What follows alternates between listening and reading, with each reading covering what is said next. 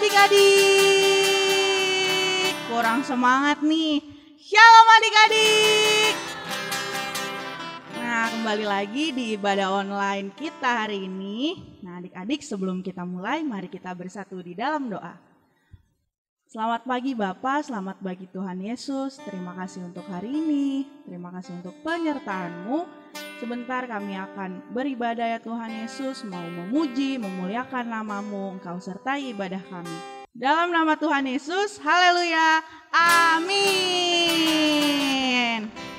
Nah adik-adik, kakak undang untuk bangkit berdiri. Kita mau memuji Tuhan, kita angkat pujian bila Roh Allah ada di dalam kita.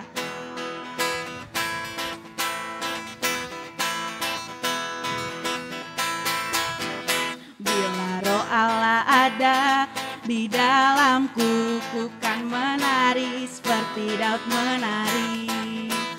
Bila Roh Allah ada di dalamku, ku kan menari seperti Daud menari. Ku kan menari, ku kan menari, ku kan menari, ku kan menari seperti Daud menari.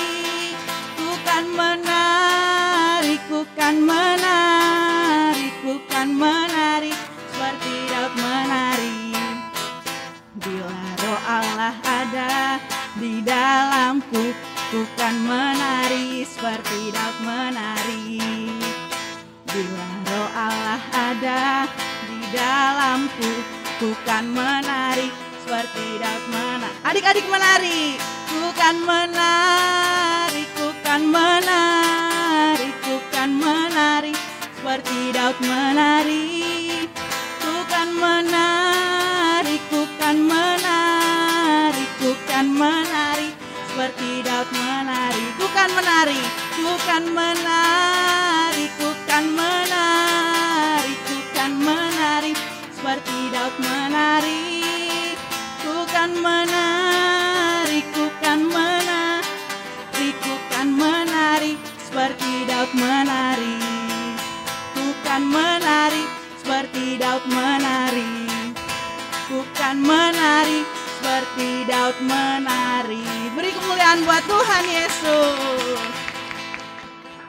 Nah adik-adik, sebelum kita memuji Tuhan lebih lagi, menyembah Tuhan, mari kita membacakan Mazmur 91.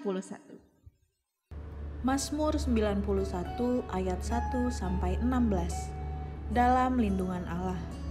Orang yang duduk dalam lindungan yang maha tinggi dan bermalam dalam naungan yang maha kuasa akan berkata kepada Tuhan, tempat perlindunganku dan kubu pertahananku, Allahku yang kupercayai. Sungguh dialah yang akan melepaskan engkau dari jerat penangkap burung, dari penyakit sampar yang busuk. Dengan kepaknya ia akan menudungi engkau, di bawah sayapnya engkau akan berlindung. Kesetiaannya ialah perisai dan pagar tembok. Engkau tak usah takut terhadap kedahsyatan malam, terhadap panah yang terbang di waktu siang, terhadap penyakit sampar yang berjalan di dalam gelap, terhadap penyakit menular yang mengamuk di waktu petang. Walau 1.000 orang rebah di sisimu dan 10.000 di sebelah kananmu, tetapi itu tidak akan menimpamu. Engkau hanya menontonnya dengan matamu sendiri dan melihat pembalasan terhadap orang-orang fasik. Sebab Tuhan ialah tempat perlindunganmu, yang maha tinggi telah kau buat tempat perteduhanmu. Malapetaka tidak akan menimpa kamu, dan tulah tidak akan mendekat kepada kemahmu. Sebab malaikat-malaikatnya akan diperintahkannya kepadamu untuk menjaga engkau di segala jalanmu. Mereka akan menatang engkau di atas tangannya, supaya kakimu jangan terantuk kepada batu. Singa dan ular tedung akan kau langkahi, engkau akan menginjak anak singa dan ular naga. Sungguh hatinya melekat kepadaku, maka aku akan meluputkannya, aku akan membentenginya sebab ia mengenal namaku. Bila ia berseru kepadaku, aku akan menjawab, aku akan menyertai dia dalam kesesakan, aku akan meluputkannya dan memuliakannya. Dengan panjang umur akan ku kenyangkan dia, dan akan kuperlihatkan kepadanya keselamatan daripadaku. Terima kasih adik-adik yang sudah membacakan Mazmur 91. Sekarang kita membacakan Pentakosta ketiga. Pentakosta ketiga. Apa yang dimaksud dengan Pentakosta ketiga? 1. Pentakosta ketiga adalah pencurahan Roh Kudus yang dahsyat di zaman ini, melebihi yang terjadi di Azusa Street. 2. Pentakosta ketiga akan mengakibatkan penuaian jiwa yang terbesar dan yang terakhir sebelum Tuhan Yesus datang kembali. 3. Pentakosta ketiga akan membangkitkan generasi Yeremia, yaitu anak-anak muda yang dipenuhi Roh Kudus, cinta mati-matian kepada Tuhan Yesus, tidak kompromi terhadap dosa, dan akan bergerak untuk memenangkan jiwa. 4. Pentakosta ketiga lahir di Indonesia dan bergerak ke bangsa-bangsa. Gerakan ini dari timur ke barat dan akan kembali ke Yerusalem. 5. Pentakosta ketiga akan memberikan kuasa untuk menyelesaikan amanat agung dan setelah itu Tuhan Yesus datang kembali. Terima kasih adik-adik yang sudah membacakan Pentakosta ketiga. Adik-adik, sekarang kita mau menyembah Tuhan, kita siapin hati kita siapin pikiran kita buat Tuhan Yesus. Mari kita angkat pujian. Selamat pagi Tuhan, selamat pagi Bapa.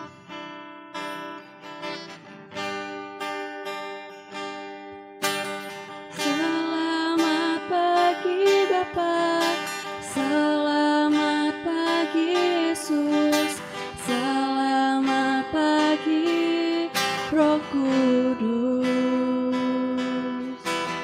Terima kasih atas anugerah-Mu.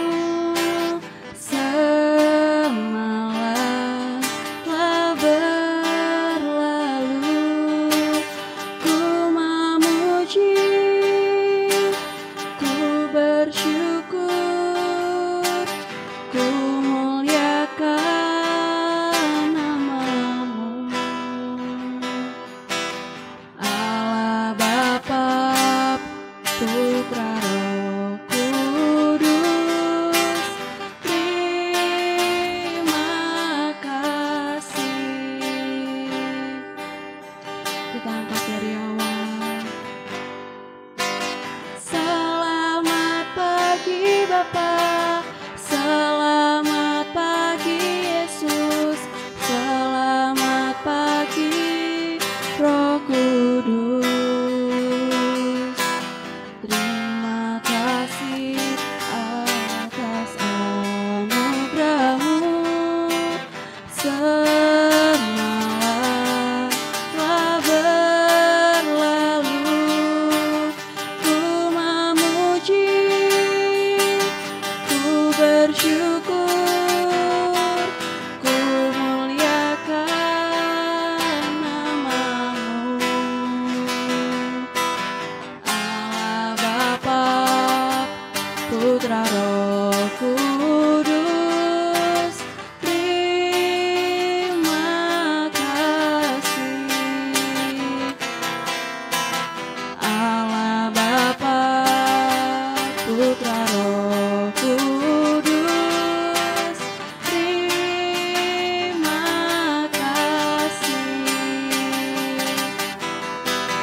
Allah Bapa, Putra, Roh Kudus, terima kasih.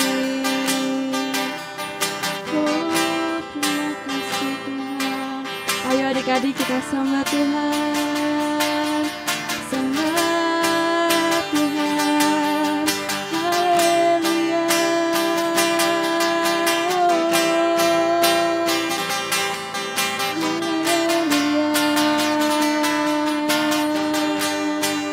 Katakan terima kasih Tuhan,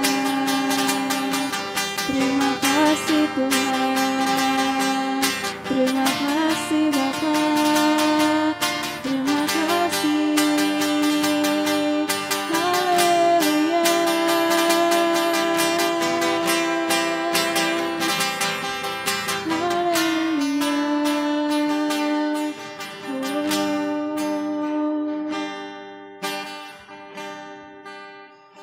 Terima kasih Tuhan Yesus, kalau Tuhan hari ini Tuhan kami udah boleh menyembah-Mu Tuhan. Tuhan, sebentar kami mau mendengarkan firman Tuhan. Biarlah firman ini Tuhan boleh terus berrema dalam hati kami, boleh terus kami ingat Tuhan. Biar Bapa, firman ini Tuhan Yesus boleh kami lakukan dalam kehidupan kami sehari-hari. Terima kasih Tuhan Yesus, hanya dalam nama Tuhan Yesus. Haleluya. Amin. Shalom adik-adik, hari ini kakak Afin ditemani oleh kakak William. Kita akan bercerita tentang Yesus dan wanita pendosa adik-adik. Tema ini diambil dari Yohanes 7 ayat 53 sampai Yohanes 8 ayatnya yang ke-11. Firman Tuhannya akan dibacakan oleh Kak William. Silakan Kak William. Nah, suatu pagi adik-adik, Tuhan Yesus sedang mengajar di sebuah bukit yang namanya adalah Bukit Zaitun. Nah, waktu Tuhan Yesus sedang mengajar, datanglah ahli-ahli Taurat dan orang Farisi membawa seorang wanita, lalu menempatkan dia di tengah-tengah mereka. Setelah itu adik-adik, orang Farisi ini bilang kepada Tuhan Yesus, "Rabi, kami mendapati perempuan ini sedang berbuat zina. Menurut Musa dalam Tauratnya, kita harus melempari perempuan seperti ini. Menurut Rabi bagaimana?" Nah, tapi adik-adik tahu nggak? Mereka menanyakan seperti itu kepada Tuhan Yesus, itu sebenarnya untuk mencobai Tuhan Yesus. Jadi misalkan Tuhan Yesus bilang, "Oh iya, lemparin aja perempuan itu." Nah, mereka bisa mendapatkan alasan untuk menyalahkan Tuhan Yesus. Setelah Tuhan Yesus nih, mereka kan menanyakan terus nih adik-adik, bertubi-tubi, mereka menanyakan hal yang sama kepada Tuhan Yesus. Setelah itu Tuhan Yesus bangkit adik-adik. Nah, bangkit, Tuhan Yesus bilang gini, "Barang siapa di antara kalian yang belum pernah berbuat dosa, silahkan melempari perempuan itu terlebih dahulu." Setelah Tuhan Yesus bilang seperti itu adik-adik, dia membungkuk dan menuliskan sesuatu di tanah. Setelah mendengar Tuhan Yesus bilang seperti itu adik-adik, ahli-ahli Taurat dan orang-orang Farisi ini satu persatu mundur adik-adik. Dari yang tua, yang muda, itu mereka satu-satu keluar adik-adik. Mereka meninggalkan tempat itu. Sampai akhirnya tersisalah Tuhan Yesus dengan perempuan yang berdosa tadi. Nah, waktu habis kan tadi ingat ya, Tuhan Yesus sedang menuliskan sesuatu di tanah kan. Pas setelah dia selesai menuliskan sesuatu di tanah, dia bangkit dan dia bicara ke perempuan tadi. Dia bertanya seperti ini dari Tuhan Yesus, "Hei perempuan, di manakah orang-orang tadi? Tidak adakah dari mereka yang menghukum engkau?" Terus wanita itu bilang adik-adik, "Enggak ada Tuhan, enggak ada yang menghukum aku." Setelah wanita itu bilang, "Tidak ada Tuhan Yesus, tidak ada yang menghukum aku," Tuhan Yesus bilang, "Oke, aku juga tidak akan menghukum kamu. Sekarang kamu pulanglah dan jangan pernah berbuat dosa lagi." Nah adik-adik, jadi kira-kira dari kesimpulan yang tadi Ko William cerita ini, kalian dapat apa? Nah, jadi inti dari ceritanya yang kakak dapat adalah kita ini harus mengampuni orang lain.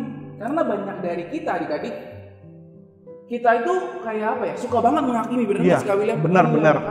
Secara nggak sadar tuh kadang-kadang tuh kita lihat ada yang teman kita lah ya, yang salah, lalu kita langsung menghakimi.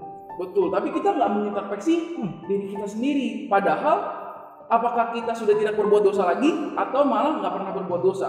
Kayaknya menurut kakak nggak mungkin deh Kak. Iya, sih? betul. Iya, makanya. Daripada kita berbuat dosa, apalagi kita kayak menghakimi, lebih baik kita mengintrospeksi diri kita. Dan lebih baik kita menegur itu nggak apa-apa, bener nggak sih Kak? Ya, betul. Tuhan Yesus tuh mengajarkan kita untuk mengingatkan sesama kita.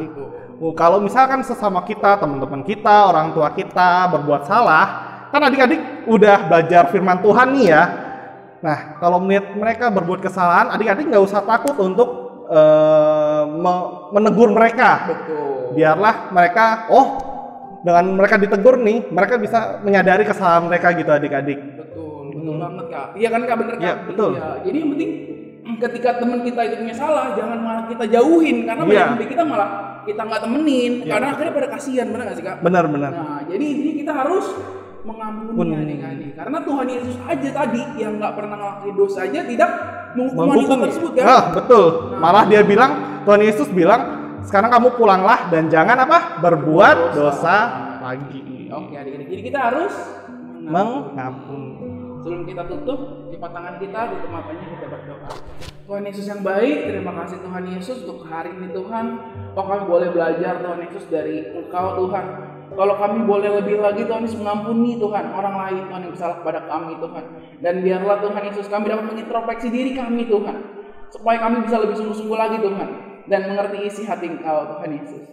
Kalau sebentar Tuhan Yesus kami sudah selesai Tuhan Yesus mengikuti ibadah pada hari ini Tuhan. Biar Kau berkati kami Tuhan. Supaya firman hari ini Tuhan dapat jadi rema dalam kehidupan kami Tuhan Yesus. Hanya di dalam nama-Mu kami mengucap syukur. Haleluya. Amin. Oke adik-adik, ibadah hari ini telah selesai. Terima kasih sudah mengikuti ibadah hari ini. Jangan lupa minggu depan ibadah lagi ya.